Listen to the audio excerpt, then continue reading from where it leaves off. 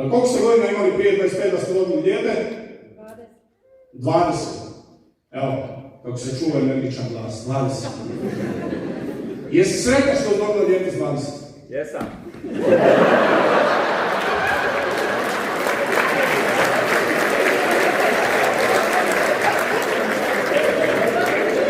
Ovaj je promijenio spol, ja mislim da ste se malo zajebali, vjerojatno se dvoje.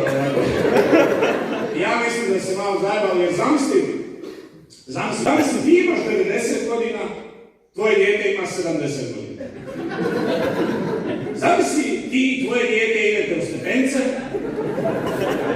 ne znaš ko kome pomaga. Zamisli da ti dijete uzme sobu u staračkom domu. Bude ti cimer. Pa valjda ti...